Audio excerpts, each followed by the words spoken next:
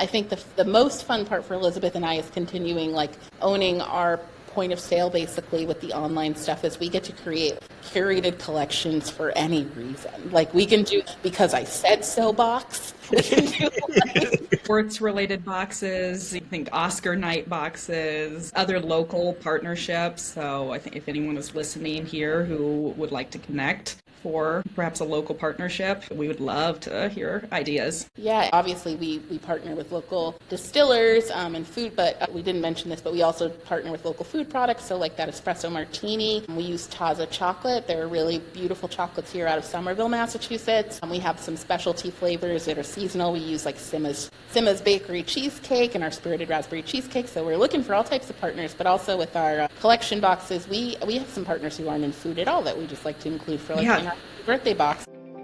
You're listening to Brainwork Framework, a business and marketing podcast, brought to you by focus-biz.com. Welcome back to another episode. With us today are two very special guests, Elizabeth Nash and Nisreen Galloway, co-founders of their company, Crème de Liqueur. It's a women-owned small dessert company in Wisconsin and Massachusetts that produce liquor-infused frozen custard and sorbet. So excited to have you ladies on. How are you doing? Oh, so well. Yes, thank you so much for having us on this podcast. So excited.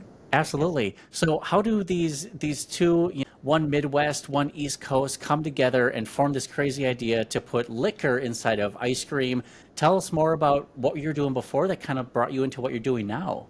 Well, yes, I'm Elizabeth. I'm the one who's from the Midwest. I'm originally from Wisconsin, so hence frozen custard. It has to be frozen custard. It's basically a religion out here. And a little bit of the yummy backstory behind Crème de Liqueur is growing up, I had these two wonderful family friends who lived just down the road from us. And we'd go over there for these dinner parties that they had. And they're both European, and their dinner parties kind of reflected that. They would have European cuisine. And I just noticed every time I went over there from a very young age, it was everything that a dinner party should be. It was low lighting, low music, delicious food. Everybody was invited, always a different mix of people, and great conversation that lasted long into the night. And for dessert, what they would serve was this lemon sorbet with a shot of vodka on the side for pouring over, and I was having that ever since I was real young. And so whenever I started thinking about this beautiful dinner party atmosphere, that is what I wanted to create. And so then I meet Nisreen, who actually has a very similar backstory. Yeah, so growing up, my family also had a little bit of a ritual with ice cream and spirits, albeit a little less fancy as Elizabeth's. So my dad used to create sundaes on Sunday. They were Rocky Road, peanuts, cornflakes, and then he had a big bottle of scotch on the counter that he'd pour over a little bit of. So I was used to seeing a little bit of that spirits and ice cream blend anyways, a little bit more lowbrow, but just as delicious. So when Elizabeth and I met, we decided to bring this product to life in a pint. So there begins the birth of Crème de Liqueur. We are in our 4th year of business, which is bananas, which I think is real. Nice. Yes, yeah. And it's been quite a journey. We started out of the gate selling at our first farmers market in Wisconsin, Cathedral Square Farmers Market. Cathedral Square Farmers Market. Yes, and somewhere out there is footage of Elizabeth and I doing a happy dance the first time we sold to strangers, which was... It was a very long road getting to that point. As you can imagine, we are a frozen product, we're a liquor-infused product, we're a dairy product, so name the piece of red tape that we've had to cross. A lot of challenges. A lot of challenges, yes. So we spent a lot of COVID on the phone. Yes, what does it take to kind of get that started? So you're at your farmer's market, you have your first sale, that's great. And then take me through the years as you're kind of building and growing this idea together. So before we were able to sell our first pint, Elizabeth and I seek knowledge as much as we can. So before we even brought a product to life, we learned all the ins and outs of professionally making ice cream. We figured out exactly what we were allowed to do with putting alcohol in ice cream, what were the federal regulations, the state regulations, the city regulations. Surprise, there's all of them. And they change every few miles, it seems.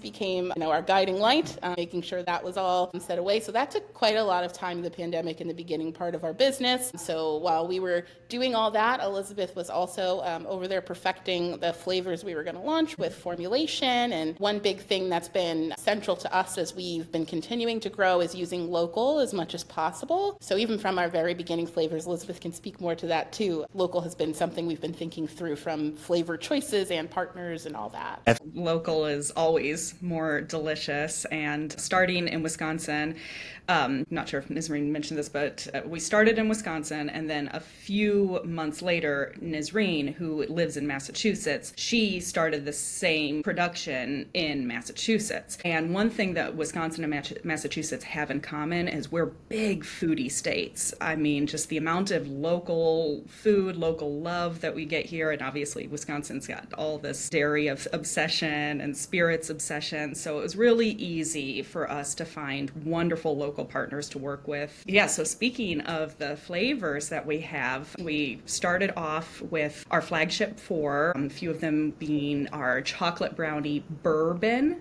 frozen custard, and the bourbon that we use in that is from Central Standard Distillery, which is in the heart of Milwaukee. We love working with them. We've worked with them for years. And then there's fudgy brownie bites in it, and that is such a rich, decadent flavor. I think that's still our most popular flavor in Wisconsin, our bestseller, but not by much, because in second place we've got our vanilla bean horchata, and that is made with horchata rum, and then there's cinnamon and real vanilla bean in it. That one might be my favorite, just because it's so subtle. There's the same amount of alcohol in it, but because it's horchata, it's more subtle, and I take scoops of that and put it in hot coffee.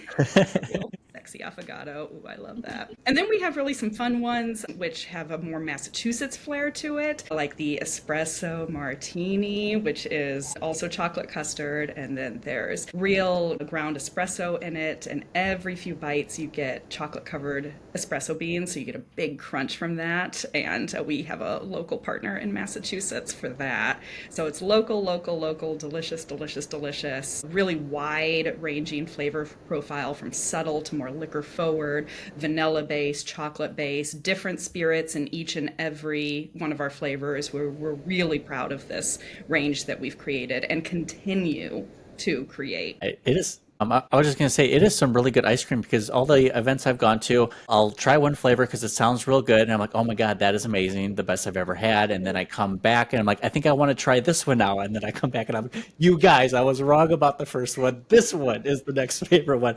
And I think for me, it was actually the espresso one, because the coffee beans in there, the espresso beans, just the flavor. But yes, all those different flavors, they really just complement each other nicely. It doesn't overpower another. You just really taste the flavor, and there's just that essence of the liquor in there, and I'm like, man, this is just the perfect combination. Thank you. Oh, that's just made my day hearing that. And I think this is a good place to really state how you get the essence of the alcohol in it. And there is a real amount of alcohol in each and every flavor. Nothing is cooked off. Nothing is artificially flavored. We're not the 0.05% ABV. Like, this is a product that is strictly for the adults, and we only sell to the 21 plus, which is something we're very proud of. And of course, we hold to that. That was yet another hurdle for us to crush through. Yeah, so you asked a little bit about how the last 4 years have been going, and for Elizabeth and I, it's definitely been a length of lessons learned and big wins and big learnings and stuff as we go along. So right out of the gate,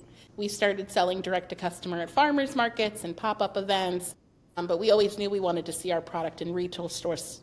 And so that was definitely something we went for immediately. We started speaking to local specialty grocery stores on the East Coast and in the Midwest, just because we knew that those places also cared about local. We're a women and minority-owned small business, so we knew that would be a great fit there. So we got into a few different shops, both in Massachusetts and Wisconsin within our first year, which was super exciting. And as Elizabeth said, our product is one for celebrations too, so we knew that restaurant would also be a good fit for us. We also had started selling in food service. I think our first restaurant account was in Massachusetts, South Boston, which is no longer there, but they were one of our first partners and had us on the menu. I remember sending photos to Elizabeth, our flavors up there and our name, like, oh, we did it, like, so super It's a Same big thing with being moment. in the retail stores. Yes, our very first grocery store in Wisconsin was the Nearing Syndics on Downer Avenue. I'm sure many listeners are very familiar with that iconic shop, and they really help support local there. And so seeing us in the freezer section there with our name on the door, and there are pints, and they were moving real fast too. So that was just a wonderful experience. Wow. And then building and growing that together, you have your first spot for retail. What does it look like now? Have you guys expanded? Are you in multiple states? I mean, that's just an incredible feat on its own. Yes, thank you. Yeah, we're in just under 70, is that right? Retail locations across New England and Wisconsin. So we're sold in about 4 states right now: Wisconsin, New Hampshire, Maine, and Massachusetts. So the fun thing, as Elizabeth spoke about, the journey of Crème de Liqueur involves hurdles and red tape, is every state has different allowances for spirits in food. So we have to go state by state and figure out what everybody's unique requirements are. We've always wanted to comply with every rule. There are some products out there that simply aren't doing that, and we want to stay compliant because we have full intention to grow and grow and grow, and so we always want to be compliant. And am I right or wrong to assume that Wisconsin has the most lenient as far as how much alcohol? Like, there's no rules. It's been super funny to see, like, exactly the most interesting part in all the legal journey has been, like, who has a very specific law about this thing. And I think one interesting part is just, like, in New England, because it's some of the older states, right, there's some very specific unearthed laws about these things. So it's been really interesting to, like, continue to figure out the compliance and all that and grow steadily. But yes, we're in a few regional grocery chains in Wisconsin. We're in Sendex, which we're very excited about. We've been there for a little over a year now. And then in New England, we're in a good host of specialty grocery stores, so that's been great. We still sell a little bit to some food service and restaurants, but our big exciting thing is we have started shipping online. So we do ship to 12 states now. You can get custom online shipping, curated collections of pints, so you can choose your flavors, send them to yourself, send them to friends, family, birthday boxes. This is the perfect gift for friends, family, yourself. And we'll mention this again at the end, but the website is cheers2icecream.com, because our company name, Crème de Liqueur, it's very fun to say. It's hard to spell though. So Crème de Liqueur, which you can find at cheers2icecream.com. And just like Nisreen was saying, you can build your boxes with all sorts of flavors, including, I mentioned the frozen custards earlier. We also have sorbets available, and the sorbets are dairy and egg free. We have things like a margarita sorbet that's made with tequila, and a lemon drop sorbet that's made with vodka. That reminds me of my backstory with the lemon sorbet and the shot of vodka. It's exactly like that. And they're just really light and bright and tangy. So you can build your boxes with these flavors. And then we also have just launched, oh, we're so excited about it, our new flavor, our brandy old fashioned, Wisconsin. And our big partner with that is Drink Wisconsibly's brandy is inside of that. And then there's cherries and oranges in it, and it's just very reminiscent of the drink. We even have bitters inside of it, so you get that real cocktail experience. If you're not familiar with the brandy old fashioned, it's very Wisconsin specific. It's the most delicious version of an old fashioned. That's not an opinion. And it's made with brandy, obviously. It's much sweeter. It's fruit forward. And this is a frozen custard, our vanilla base. And so we've started this flavor. We're launching it as an online only exclusive. So you can get that box. It ships with 3 pints of the ice cream. And then you get a tea towel that says, "Call me old fashioned" on it from Drink Wisconsibly. And then a few other surprises. So that is perfect as a gift to somebody who might be missing Wisconsin, perfect for Thanksgiving tables. They're perfect as a Christmas gift. So really looking forward to that launch. It sounds absolutely delicious. Yeah, the online boxes allow us to have like a lot of fun and customization and that component, which is what's really exciting for Elizabeth and I. We're really excited about our retail partnerships and being able to be in the store. So when you're picking up, your pie or your regular groceries and you just need your indulgent treat, we're right there in the freezer aisle alongside all the other ice cream. But one interesting thing too that we're really proud of is Liquor-Infused frozen custard, or if not the first, one of the only brands in the US, but it's really new, right? So it's a lot of education for customers and people about what exactly is liquor-infused frozen custard. On the East Coast, I also have to explain what frozen custard is a little bit, but once people try it, they're, I don't care what you call it, I'll take a whole pint.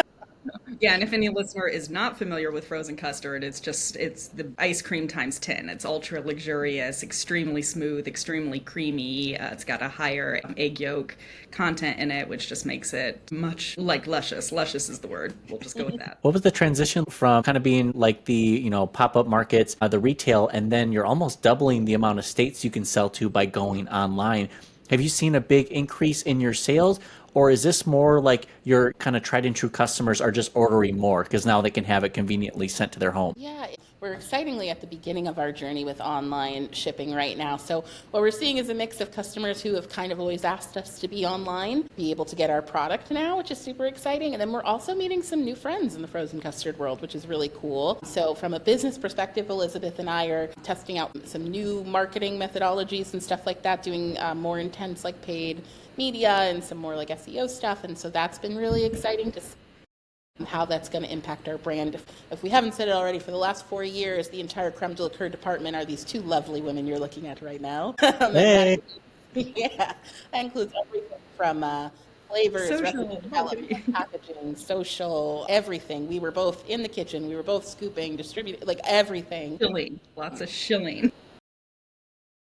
I think we brought in a co-manufacturer around year 3 for a few SKUs, just 3 or 4. We still manufacture a good chunk of flavors for food service and our specialty flavors. And then we did pick up a regional distributor in New England at the latter half of year 2. So we've been steadily kind of building our team, and we're really excited about continuing to do that and see how that continues to impact the company as we scale. So It really is a journey. Like there's always something next, something new, always more that you're trying to striving. And just to experience and be a part of that journey, it's incredibly fun. Being a business owner for 10 plus years, I mean, we didn't know what we didn't know at that time, but man, the knowledge that we collect along the way, the friends, partnerships, relationships that we build. It's just good that we build each other up and share that knowledge with each other, because then you can share that with others too and just help build this shop local, support the community sort of mentality with everybody. absolutely. I think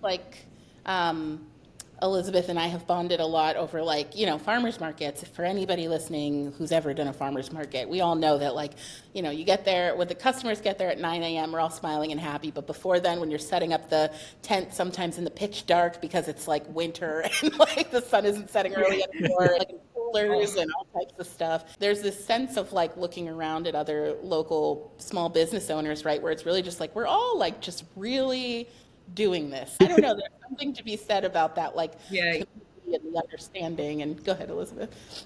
Yes, exactly. We're all really doing it. We're all sometimes shoestring budgets. Sometimes you have to show up though, and it's really exciting to get in front of the customers. One thing I'm really excited about for these e-com world that we found ourselves in is, as we were building up this business, and going into retail and going into farmers markets, we were often learning lessons as we go, which I'm really proud of that. We didn't really let a lot of stuff stop us. We were kind of just barreling through. And I think we've taken a lot of the lessons and the experience that we've gotten from the last 4 years, and we've put them into place even before jumping into this online world. So now we have, like Nisreen was saying, we have all these good paid ads and social presence really built up. So I'm excited that we've built up all this knowledge to use as we go into this world of e-com.